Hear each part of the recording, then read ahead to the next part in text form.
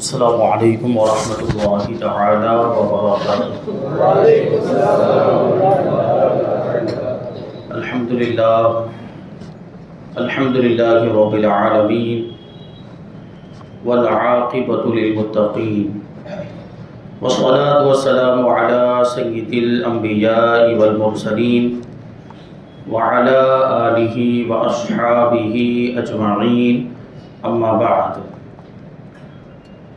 فاعوذ باللہ من الشیطان الرجیم، بسم اللہ الرحمن الرحیم۔ الا ان اولیاء اللہ لا خوف علیہم ولا هم يحزنون الذین آمنوا وكانوا يتقون۔ صدق اللہ مولانا العظیم وصدق رسولہ النبی الامین المتین الکریم، ونحن على ذلك لمن الشاهدين والشاكرين والذاكرين والحامدين والحمد لله رب العالمین۔ آئیے ہم اور آپ سب سے پہلے حضور سرور کائنات، فخر موجودات، باعث تخلیق کائنات، احمد مجتبی محمد مصطفیٰ صلی اللہ علیہ وسلم کی مقدس بارگاہ میں درود و سلام کا ہدیہ پیش کریں اور پڑھیں۔ اللہم صلی علی سیدنا مولانا محمد معدن الجود والکرم وآلہ الکرام وابنہ الکریم وبارک وسلم، صلاۃ و سلام علیک یا رسول اللہ صلی اللہ تعالی علیہ وسلم۔ عزیزان ملت اسلامیہ، آج ماہ ربیع الاخر کی 18 تاریخ ہے، اور آج ہی کے دن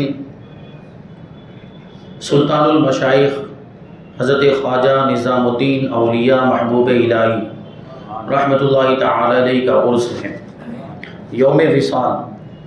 اسی مناسبت سے آج ہم انشاءاللہ تبارک و تعالی حضرت خواجہ نظام الدین اولیاء محبوب الہی کا تذکرہ کریں گے رحمۃ اللہ تعالی علیہ۔ حضرت خواجہ نظام الدین اولیاء یہ حضرت خواجہ قطب الدین بختیار کاکی رحمۃ اللہ تعالی علیہ کے مرید، حضرت بابا فرید الدین گنج شکر رحمۃ اللہ تعالی علیہ کے مرید و خلیفہ، یعنی آپ کے پیر و مرشد حضرت بابا فرید الدین گنج شکر رحمۃ اللہ تعالی علیہ، اور ان کے پیر و مرشد حضرت خواجہ قطب الدین بختیار کاکی رحمۃ اللہ تعالی علیہ۔ سلسلہ چشتیہ کے مشہور اور بڑے بزرگوں میں آپ کا شمار ہوتا ہے۔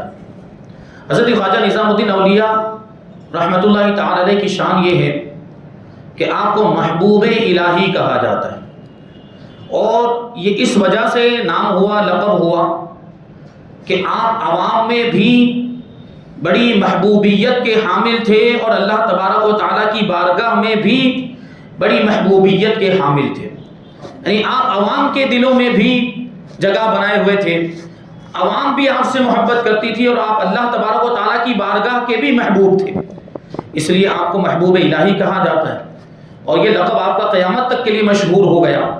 حضرت خواجہ نظام الدین اولیاء رحمۃ اللہ تعالی، آپ کی ولادت 636 ہجری میں بدایوں شریف میں ہوئی، جبکہ آپ کے آبا و اجداد جو تھے وہ بخارا کے رہنے والے تھے۔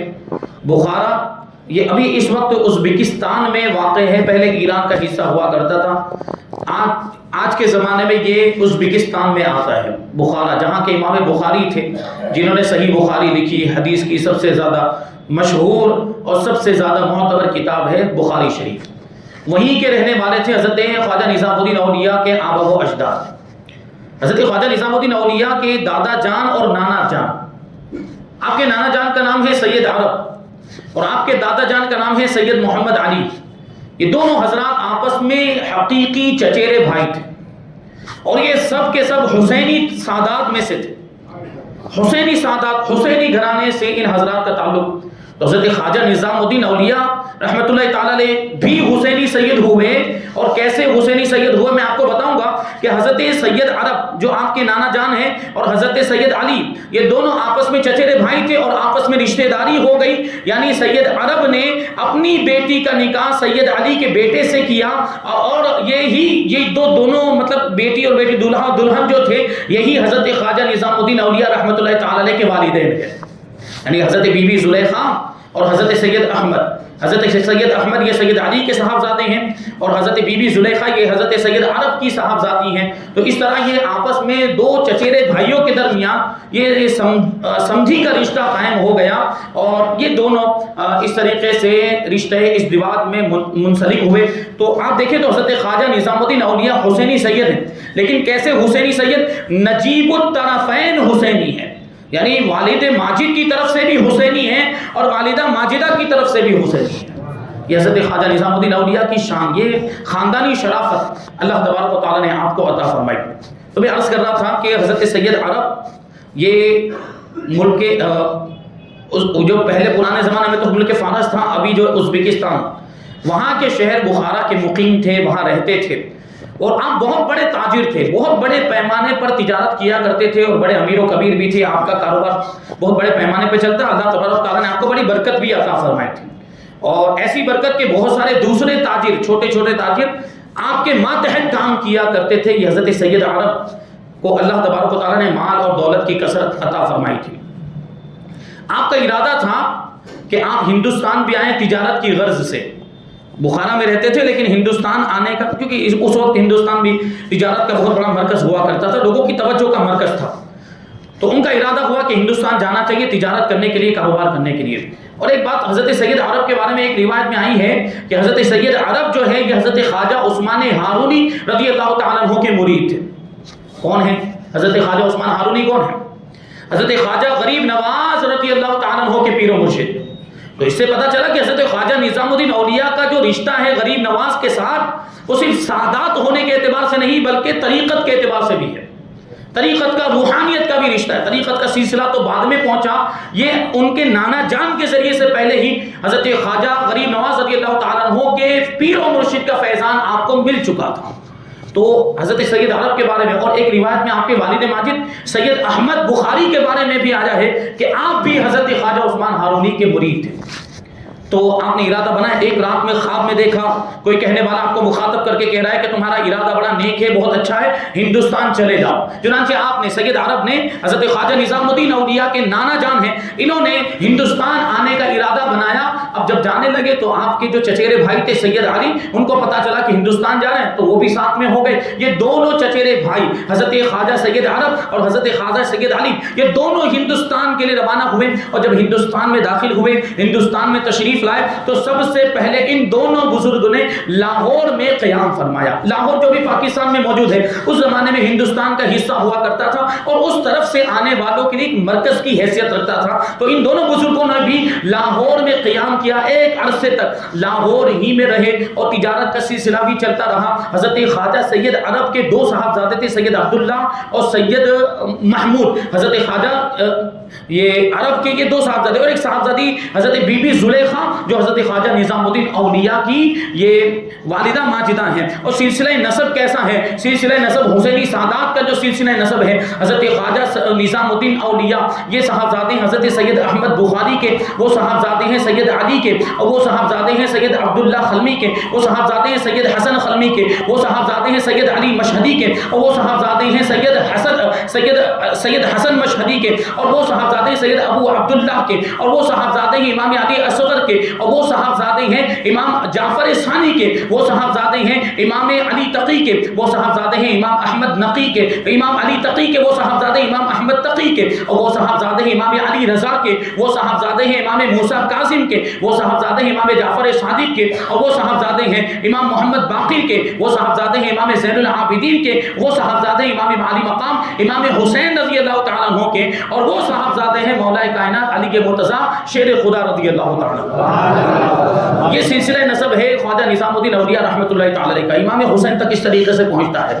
تو آپ کے والد ماجد جو تھے وہ آپ کے نانا جان سید عرب جو تھے وہ بہت بڑے تاجر تھے اور بڑے مالدار امیر و کبیر لوگوں میں آپ کا شمار ہوتا تھا. ایک دن سید عرب رحمۃ اللہ تعالی نے اپنے چچیرے بھائی سید علی سے کہا کہ میں چاہتا ہوں کہ ہمارا جو خاندانی رشتہ ہے یہ اور زیادہ مضبوط ہو جائے. تو سید علی نے کہا، وہ اس بات کو سمجھ نہیں پائے تو کہا کہ بھائی ہمارے جو خاندانی رشتے وہ تو پہلے ہی سے مضبوط ہیں، ہمارے درمیان پہلے سے بڑی محبت ہے، یعنی ہم چچیرے بھائی ہونے کے ساتھ ساتھ بہت اچھے اور گہرے دوست بھی ہیں، تو ہمارا جو رشتہ ہے وہ تو پہلے ہی سے مضبوط اور اللہ تبارک و تعالیٰ کے فضل و کرم سے آئندہ بھی مضبوط رہے گا. وہ بات کو نہیں سمجھ پائے. تو سید عرب نے کھل کر بیان کیا، میں یہ چاہتا ہوں کہ میں اپنی بیٹی کا نکاح تمہارے بیٹے کے ساتھ کر دوں. تو سید علی جو تھے انہوں نے انکار کیا، نہیں یہ نہیں ہو سکتا، کیونکہ میرا بیٹا آپ کے پائے کا نہیں ہے. آپ کا معاملہ یہ ہے کہ آپ کی تجارت بہت بڑے پیمانے پر ہوتی ہے، آپ کے پاس مال کی کثرت ہے، اور آپ کی جو بیٹی ہے وہ ناز و نعم میں پلی ہوئی، آرام اور آسائش میں پلی ہوئی. اور میرے بیٹے کا حال یہ ہے، سید احمد بخاری کا حال یہ ہے کہ ان کا جو ذریعہ معاش بہت ہی محدود ہے، وہ غریب آدمی ہے، اتنا مال اس کے پاس نہیں ہے، اور وہ کوئی مالداروں میں شمار نہیں ہوتا. وہ آپ کی بیٹی کو اس انداز میں نہیں رکھ پائے گا جیسے کہ آپ رکھ رہے ہیں، تو یہ نکاح نہیں ہو سکتا. لیکن سید عرب نے کیا ارشاد فرمایا؟ سید عرب کہتے ہیں کہ میں مال و دولت دیکھ کر اپنی بیٹی کا ہاتھ آپ کے بیٹے کے ہاتھ میں نہیں دے رہا ہوں، بلکہ ان کے زہد و تقوی کی بنیاد پر اور ان کی پاک دامنی کی وجہ سے، ان کی عبادت و ریاضت کی وجہ سے ان کے ہاتھ میں اپنی بیٹی کا ہاتھ دیا. اور پھر یہ کہ کثرت مال کے باوجود، میں اگرچہ امیر و کبیر ہوں، میرے پاس بہت زیادہ مال اور دولت ہے، لیکن اس کے باوجود میں نے اپنی اولاد کو صبر و قناعت کی تعلیم دی ہے، فقر و فاقہ کی تعلیم دی ہے، کہ اگر ان کو خدا نہ خواستہ کبھی غریبی میں بھی رہنا پڑے تو وہ رہنے کے لیے تیار ہیں. ان کی اس انداز کی میں نے تربیت کی ہے. حضرت سید عرب نے یہ فرمایا. تو پھر آخر کار حضرت سید علی جو تھے وہ راضی ہو گئے اور ان دونوں کا نکاح ہو گیا. حضرت سید عرب کی صاحبزادی حضرت بی بی زلیخا اور حضرت سید علی کے صاحبزادے حضرت سید احمد بخاری دونوں کا آپس میں نکاح ہوا. یہ نکاح جو ہوا ہے یہ تقریباً ہجری 615 میں ہوا. 615 ہجری میں نکاح ہوا. اور پھر کیا ہوا؟ حضرت سید عرب تھے، 1 سال کے بعد ہی ان کا انتقال ہو گیا. یعنی حضرت خواجہ نظام الدین اولیاء محبوب الہی کے نانا جان کا یہ آپ کی شادی ہونے کے بعد 1 سال کے بعد ہی انتقال ہو گیا. پھر دن گزرتے گئے تھوڑے دن ہی گزرے تھے. حضرت خواجہ نظام الدین اولیاء رحمۃ اللہ تعالی علیہ کے والد ماجد سید احمد بخاری کو بادشاہ کی طرف سے خط آیا. اس زمانے میں دہلی کا جو بادشاہ تھا وہ تھا سلطان شمس الدین التمش. اس کی طرف سے آپ کو خط آیا. ابھی تک لاہور ہی میں تھے. خط آیا کہ ہمیں اب خبر ملی، بہت دیر سے خبر ملی کہ آپ جیسا صاحب اخلاق و کردار شخص بھی موجود ہے. ہمیں پہلے سے پتہ نہیں تھا، اس لیے اب ہمیں جب پتہ چلا ہے تو ہم آپ کو بدایوں شہر کا عہدہ قضا سپرد کرتے ہیں، یعنی آپ کو بدایوں شہر کا قاضی بناتے ہیں. تو سید احمد بخاری جو تھے انہوں نے عہدہ قضا کو قبول فرمایا. اور چونکہ بڑی تنگ دستی کے ساتھ دن گزر رہے تھے، غریبی اور افلاس کے عالم میں یہ دن گزر رہے تھے، اور حضرت خواجہ سید احمد بخاری کو اس چیز کا احساس بھی تھا، اور بار بار اپنی زوجہ محترمہ حضرت بی بی زلیخا سے یہ کہا بھی کرتے تھے کہ میں بہت زیادہ غریب ہوں اور تم مالدار گھرانے سے آئی ہو، آسائش میں پلی ہوئی ہو اور آرام اور ناز و نعم کی عادی رہی ہو، وہ سارا آرام اور آسائش میں تمہیں نہیں دے سکتا، اور مجھے اس کی فکر رہتی اور اس کی خلیش رہتی، اس کی وجہ سے میں پریشان رہتا ہوں. لیکن وہ جو تھی حضرت بی بی زلیخا، ان کی بھی تربیت کیسی ہوئی تھی اور ان کے والد نے ان کو کیا سکھایا؟ تو وہ جواب دیتی تھی کہ ایک بیوی کے لیے سب سے بڑی نعمت یہ ہوا کرتی ہے اور اس کی خوشیوں کی معراج یہ ہوتی ہے کہ اس کا شوہر اس سے راضی ہو جائے.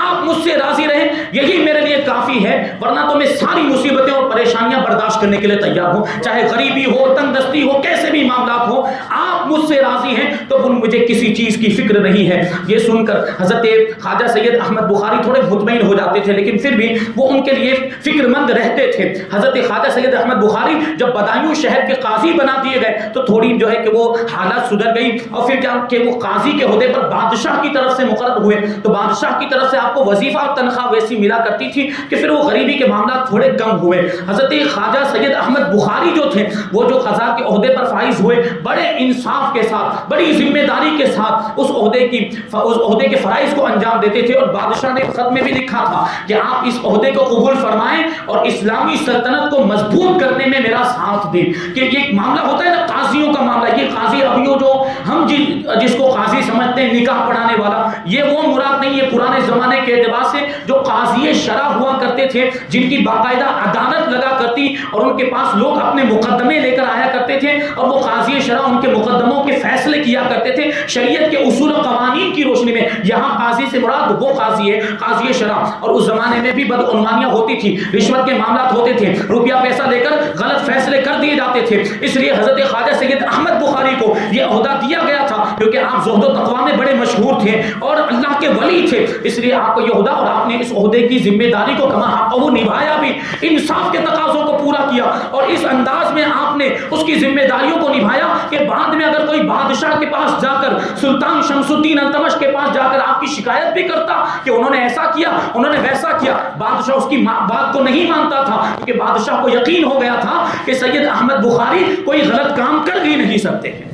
ایسا اعتماد حاصل کیا تھا آپ نے سلطان کی نظر میں۔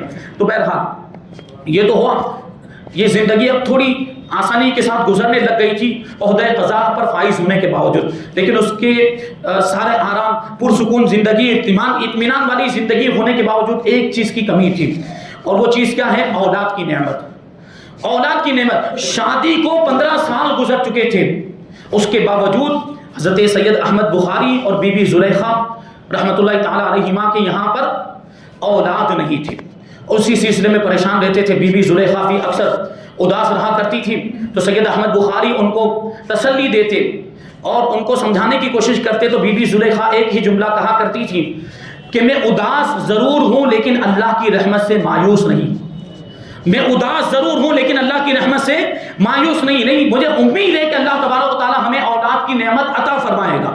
اور یہ راتوں کو جاگ کر اللہ تبارک و تعالیٰ کی بارگاہ میں دعائیں کیا کرتی تھیں، اور وہ جو دعا حضرت زکریا علیہ السلام کی جو دعا ہے، رب لا تذرنی فردا وانت خیر الوارثین، اے پروردگار تو مجھے اکیلا نہ چھوڑ، تو بہترین وارث ہے، تو یہ دعا وہ رات بھر تک کیا کرتی ہے۔ اور اللہ تبارک و تعالیٰ نے حضرت زکریا علیہ السلام کو بھی اسی دعا کی برکت سے اولاد کی نعمت عطا فرمائی، یعنی حضرت یحییٰ علیہ السلام کو عطا ہوئے تھے۔ تو یہ دعا حضرت سید احمد بخاری بھی رات کی تاریکیوں میں کیا کرتے تھے، اور انہی دعاؤں کا نتیجہ ہے کہ اس گھر میں ان دونوں کے یہاں پر ایک ایسا بچہ پیدا ہوا جس کا چہرہ ایسا روشن تھا، جس کے چہرے کی روشنی کی وجہ سے اس گھر کے در و دیوار روشن ہو گئے۔ ان لوگوں نے، والدین نے، ماں باپ نے سید محمد نام رکھا، اور یہ کوئی اور بچہ نہیں تھا بلکہ یہ حضرت خواجہ نظام الدین اولیاء ہی تھے۔ 636 ہجری میں آپ کی ولادت ہوئی بدایوں شریف میں۔ بدایوں شریف میں آپ کے والدین اس وقت رہتے تھے۔ اب 1 سال کے بعد ایک دوسرے بچے کی ولادت، وہ بچی تھی، وہ لڑکی کی ولادت ہوئی، لیکن پھر کیا ہوا کہ تھوڑا عرصہ گزرنے کے بعد آپ کے والد ماجد سید احمد بخاری کی طبیعت خراب ہو گئی اور بیماری بڑھتی ہی جا رہی تھی، بیماری اچھا ہونے کا نام نہیں لے رہی تھی۔ اب سوچے کہ عہدہ قضا پر فائز، بادشاہ کی طرف سے بدایوں شہر کے قاضی بنائے گئے تھے، تو کیا ہوا؟ شاہی طبیبوں کو بھیجا گیا تھا آپ کا علاج کرنے کے لیے۔ جو بادشاہ کے دربار میں جو طبیب اور حکیم ہوا کرتے ہیں وہ بڑے اعلیٰ پیمانے پر ان کے معاملات ہوتے ہیں اور ایسی مہارت بھی رکھتے ہیں وہ اپنے پیشے میں، تو ایسے شاہی طبیبوں اور حکیموں کو آپ کا علاج کرنے کے لیے بھیجا گیا، لیکن اس کے باوجود بھی آپ کی بیماری دور نہیں ہوئی۔ آخرکار جب حضرت خواجہ نظام الدین اولیاء محبوب الہی رحمۃ اللہ تعالی علیہ کی عمر 5 سال کی تھی، اسی سال آپ کے والد ماجد کا انتقال ہو گیا، یعنی 5 سال کی عمر میں ہی آپ کے سر سے آپ کے والد ماجد کا سایہ اٹھ گیا۔ اور یہ بات آپ کو یاد پتہ ہونی چاہیے، اور اکثر لوگوں کو معلوم ہوگا کہ اکثر بڑے بڑے جو اولیاء کرام ہیں ان کے والد ماجد کا انتقال بچپن میں ہی ہو گیا، اور آگے کی جو تعلیم و تربیت ہے اور پرورش وغیرہ کا انتظام ان کی ماؤں نے کیا۔ حضرت خواجہ نظام الدین اولیاء کے بھی 5 سال کی عمر میں والد ماجد کا انتقال ہو گیا۔ اسی طرح حضرت خواجہ قطب الدین بختیار کاکی کو دیں یا حضرت بابا فرید الدین گنج شکر کی زندگی دیکھیں اور حضرت صابر پاک کی زندگی کو دیکھیں کہ بچپنے میں ہی، کم عمر میں ہی ان کے والد ماجد کا انتقال ہو گیا۔ پھر ان کی تعلیم و تربیت ان کی والدہ ماجدہ نے کی، کیونکہ اس زمانے میں جو خواتین بھی ہوا کرتی اور خاص طور پر ان اولیاء کرام کی جو مائیں تھیں ان کا کردار بھی کیسا تھا، ان کا اخلاق بھی کیسا تھا، وہ اپنے وقت کی ولیہ ہوا کرتی تھی، ولایت کے درجے پر فائز ہوتی، اور صرف دن میں نہیں بلکہ راتوں کو بھی مصلی بچھا کر اللہ کی بارگاہ میں سجدے کیا کرتی کرتی تھی، تب جا کے تو اللہ تبارک و تعالیٰ ان کو ایسی اولاد عطا فرماتا تھا جو ولایت کے درجے پر فائز ہوتی، جو اپنے زمانے کے بڑے بزرگ ہوتے، اپنے زمانے کے ولیوں کے سردار ہوا کرتے تھے۔ یہ اس زمانے میں خواتین کا عالم، جن کی ایک وقت کی نماز نہ چھوٹتی ہو ایام مخصوصہ کے علاوہ، اور جو تہجد گزار ہوں، روحانیت کے ایسے مقام پر پہنچی ہوں، اور اس انداز میں جب اپنے بچوں کی تربیت کریں تو بچے کا مقام و مرتبہ بلند کیوں نہیں ہوگا؟ پھر بچہ بھی اس راہ پر گامزن کیوں نہیں ہوگا؟ روحانیت اور معرفت کے راستے پر کیوں نہیں چلے گا؟ آج وہی تو معاملہ ہے کہ ماؤں کے حالات بگڑ گئے، مائیں اس انداز میں اپنے بچوں کی تربیت ہی نہیں کر رہے۔ آج یہ سوال آتا ہے ہمارے سامنے کہ آج اللہ کے ولی پیدا کیوں نہیں ہو رہے؟ آج جو پرانے زمانے میں جس طرح بڑے بڑے بزرگوں کے بارے میں ہم سنتے ہیں، بڑے بڑے اللہ کے ولیوں کے بارے میں، اس زمانے میں کیوں نظر نہیں آتے؟ تو وجہ ایک یہی ہے اس کی کہ آج تربیت بھی تو ویسی نہیں ہو رہی، تعلیم بھی تو ویسی نہیں دی جا رہی، پرورش بھی تو ویسی نہیں۔ گانا سنتے سنتے اگر روٹی بنائی جائے گی، اور ٹی وی دیکھتے دیکھتے، فلم دیکھتے دیکھتے اگر دودھ پلایا جائے گا، تو بچہ بڑا ہو کر ایکٹر بنے گا یا اللہ کا ولی بنے گا؟ مجھے بتائیے۔ یہی تو معاملہ ہے، تربیت ویسی ہو، پورے گھر کا ماحول ویسا بنایا ہوا ہے، پورے گھر میں گناہوں کا بازار گرم، گھر میں باہر بھی جائیں تو گناہوں کا بازار، ٹی وی چل رہا ہے، ویڈیو چل رہا ہے، فلمیں چل رہی، گانے چل رہے، تو بچہ کیا سیکھے گا؟ بچہ وہی سیکھتا ہے، بڑا ہو کر ویسا ہی بنتا ہے۔ تو وہ اللہ کا ولی کیسے بنے گا؟ نیک، چلو ولی بننا تو دور کی بات، نیک نمازی نہیں بن پا رہے ہیں، کیونکہ ان کی تربیت ویسی نہیں ہو پا رہی۔ لیکن یہ اللہ کے ولی، ان کی ماؤں کا حال دیکھیں۔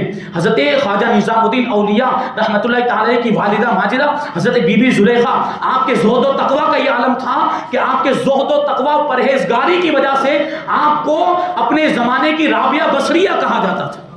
حضرت رابعہ بصریہ کا مقام آپ نے جانا ہے، آپ کو معلوم، کبھی کسی موقع پر بیان کریں گے۔ تو آپ کی والدہ ماجدہ کو اس زمانے کی رابعہ بصریہ کہا جاتا ہے، انہوں نے تربیت کی ہے خواجہ نظام الدین اولیاء کی۔ تو 5 سال کی عمر میں والد ماجد کا انتقال ہو گیا، پھر پوری ذمہ داری والدہ ماجدہ پر آ گئی۔ اب گھر میں 4 افراد ہیں، ایک تو حضرت خواجہ نظام الدین کی والدہ حضرت بی بی زلیخا، ایک خود خواجہ نظام الدین اولیاء اور آپ کی بہن، اور چوتھے نمبر پر گھر میں کام کرنے والی ایک ملازمہ۔ یہ 4 لوگوں کی ذمہ داری ایک ہی خاتون پر آ گئی، اور وہ تھی خود حضرت خواجہ نظام الدین کی والدہ ماجدہ حضرت بی بی زلیخا رضی اللہ تعالیٰ عنہ، کیونکہ یہ تو بچے تھے، حضرت خواجہ نظام الدین اولیاء بھی بچے، آپ کی بہن بھی بچی، اور ملازمہ تو خود آپ کے یہاں پہ کام کرنے کے لیے آ رہی ہے، وہ خود تنخواہ کی منتظر رہتی تھی۔ تو پھر ان 4 کی ذمہ داری خود اپنے آپ کو شامل کرتے ہوئے کون نبھاتا؟ تو کیا کرتی تھی؟ اب سوچیں، آپ کے والد ماجد سید عرب، حضرت بی بی زلیخا کے والد ماجد سید عرب کتنے بڑے تاجر تھے، کتنے مالدار تھے، لیکن اس کے باوجود آپ نے نکاح ہو جانے کے بعد کبھی بھی اپنے والد ماجد کی دولت کی طرف توجہ نہیں کی، ادھر سے کوئی امید نہیں رکھی، ادھر نگاہ اٹھا کر بھی نہیں دیکھا کہ میرے والد ماجد مجھے کچھ دیں گے۔ پہلے ہی سے اس کی کوئی لالچ نہیں تھی، کوئی خواہش نہیں تھی۔ جب سید عرب کا انتقال ہو چکا تھا تو آپ کے بھائی آپ کے پاس آئے، سید محمود اور سید عبداللہ آپ کے پاس آئے اور مدد کرنے کی خواہش ظاہر کی کہ ہم آپ کی مدد کرنا چاہتے ہیں بہن ہونے کے رشتے کے ناطے، لیکن آپ نے ان کی مدد کو بھی قبول نہیں فرمایا۔ ایسی خوددار تھی وہ، ایسی غیرت والی خاتون تھی وہ، شوہر کا انتقال ہو چکا ہے، گھر کی ذمہ داری پوری ان کے اوپر آ گئی، بھائی مدد کرنا چاہتے ہیں لیکن پھر بھی آپ مدد لینے کے لیے تیار نہیں، خود محنت کرتی۔ کیا کرتی تھی؟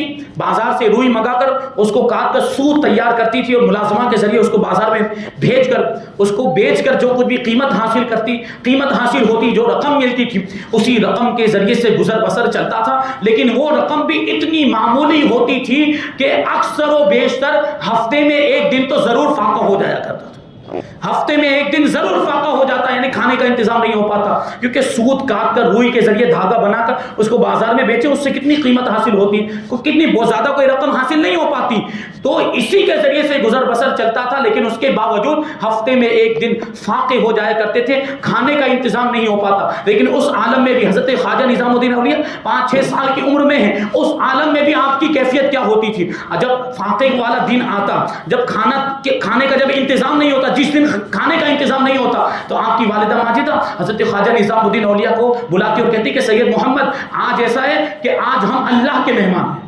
جو دن فاقے والا ہوتا اس دن آپ کی والدہ ماجدہ حضرت خواجہ نظام الدین اولیاء سے کیا کہتی کہ آج ہم اللہ کے مہمان ہیں۔ تو خواجہ نظام الدین اولیاء بھی اس پر بڑے خوش ہو جاتے جب آپ کو یہ کہا جاتا کہ ہم اللہ کے مہمان، اور اتنے زیادہ خوش ہو جاتے، اتنے مطمئن نظر آتے جیسا کہ دنیا کی ہر نعمت آپ کو مل گئی ہو. یہ بچپن میں عالم تھا اور پورا دن فاقے سے گزار دیتے تھے, بچپن میں ہی پورا دن بھوکے گزار دیتے تھے, لیکن شکایت کے الفاظ زبان پر نہیں لاتے تھے.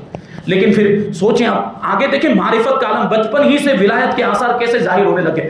دوسرے دن جب کھانے کا انتظام ہو جاتا اور کھانا لا کر آپ کے سامنے پیش کیا جاتا تو حضرت خواجہ نظام الدین اولیاء اپنی والدہ ماجدہ کی بارگاہ میں عرض کرتے کہ پھر کب ہم اللہ کے مہمان بنیں گے, ہم اللہ کے مہمان اب آئندہ کب بنیں گے. سوچیں آپ, اللہ کا مہمان بننے کا مطلب کیا تھا؟ بھوکے رہنا. ان کی اصطلاح کے مطابق, کیونکہ والدہ ماجدہ جب کھانے کا انتظام نہیں ہوتا تھا اس دن یہ کہتی تھی کہ آج ہم اللہ کے مہمان ہیں. تو حضرت خواجہ نظام الدین اولیاء یہ کہہ رہے ہیں کہ ہم پھر کب اللہ کے مہمان بنیں گے. مطلب کیا, یہ جاننے کے باوجود کہ بھوکا رہنا پڑے گا, یہ معرفت کا انداز تھا. اللہ تبارک و تعالیٰ نے وہ شعور عطا فرمایا تھا, وہ آگہی عطا فرمائی تھی. بچپن ہی سے روحانیت کا یہ عالم تھا. جان رہے ہیں کہ بھوکا رہنا پڑے گا, پھر بھی خواہش کرتے ہیں کہ ہم اللہ کے مہمان کب بنیں گے. تو آپ کی والدہ ماجدہ فرماتی تھی کہ یہ تو اللہ کی مرضی پر منحصر ہے, وہ کسی کا محتاج نہیں, ہر چیز اس کی محتاج ہے, وہ جب چاہے گا تمہیں اپنا مہمان بنائے گا. تو اس پر کیا ہوتا تھا, اس پر ہم اور آپ ہوتا, ہمارے آپ کے بچوں کو کیا شعور, اس بارے میں تو کچھ پتہ ہی نہیں چلتا. حضرت خواجہ نظام الدین اولیاء اس پر بھی کیا ارشاد فرماتے, اللہ کی بارگاہ میں عرض کرتے, اے پروردگار تو روزانہ ہمیں اپنا مہمان بنا, تو روزانہ ہمیں اپنا مہمان بنا. وہی بات ہے کہ مہمان بننے کا مطلب بھوکا رہنا. اس کے باوجود دعا کرتے ہیں کہ پروردگار تو روزانہ ہمیں اپنا مہمان بنا. اس کا مطلب یہ تھا کہ جب وہ اللہ کے مہمان بنتے تھے تو اگرچہ ان کو ظاہری غذا نہیں ملتی تھی, ظاہری کھانا نہیں ملتا تھا, لیکن اللہ کے مہمان ہونے کی وجہ سے ان کو روحانی غذا ملا کرتی تھی. اسی لیے تو خواہش کر رہے ہیں. یہ بچپن ہی سے ولایت کا عالم, اللہ تبارک و تعالیٰ نے یہ مقام و مرتبہ آپ کو عطا فرمایا. ابھی تک تعلیم کا معاملہ یہ تھا کہ مکتب میں نہیں گئے, والدہ ماجدہ ہی آپ کو پڑھایا کرتی تھی. پھر جب آپ کی 6 سال کی یا 7 سال کی عمر ہو گئی تو آپ کو مکتب میں داخل کیا گیا. حضرت مولانا شادی بقری رحمۃ اللہ تعالیٰ علیہ کے مکتب میں, مدرسے میں آپ پہنچے اور وہاں تعلیم حاصل کرنا شروع کیا, قرآن شریف پڑھنا شروع کیا, قرآن شریف حفظ کرنا شروع کیا. اور مولانا شادی بقری جو حضرت خواجہ نظام الدین اولیاء کے استاد ہیں, یہ بڑے ہی پائے کے بزرگ تھے اور صاحب کرامت اللہ کے ولی تھے. ان کے بارے میں خود حضرت خواجہ نظام الدین اولیاء رحمۃ اللہ تعالیٰ علیہ فرماتے ہیں کہ ہمارے استاد حضرت مولانا شادی مقری کا عالم یہ تھا کہ اگر کوئی شاگرد ان کے پاس ایک سورت پڑھ لیتا تو اس کو پورا قرآن یاد ہو جایا کرتا تھا. خالی ایک سورت بھی پڑھ لیتا تو اس کو پورا قرآن یاد ہو جایا کرتا. میں نے بھی ایک پارہ مولانا شادی مقری سے پڑھا تھا اور اس کی برکت یہ ظاہر ہوئی کہ میرا ذہن روشن ہو گیا. اس کے بعد جو بھی سورت اور جو بھی آیت میں قرآن پاک کی پڑھتا تھا وہ میرے ذہن میں نقش ہو جایا کرتی تھی. یہاں تک کہ استاذ گرامی کے فیض روحانی سے بغیر کسی اہتمام, بغیر کسی محنت اور مشقت کے میں پورے قرآن کا حافظ بن گیا.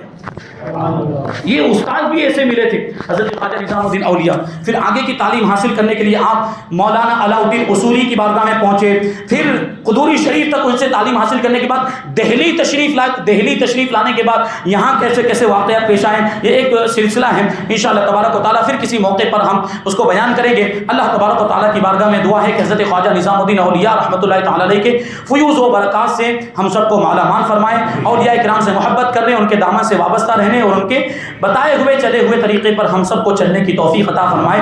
ایمان کی سلامتی عطا فرمائے اور ایمان پر ہم سب کا خاتمہ فرمائے. وما علینا الا البلاغ, سنت ادا کریں.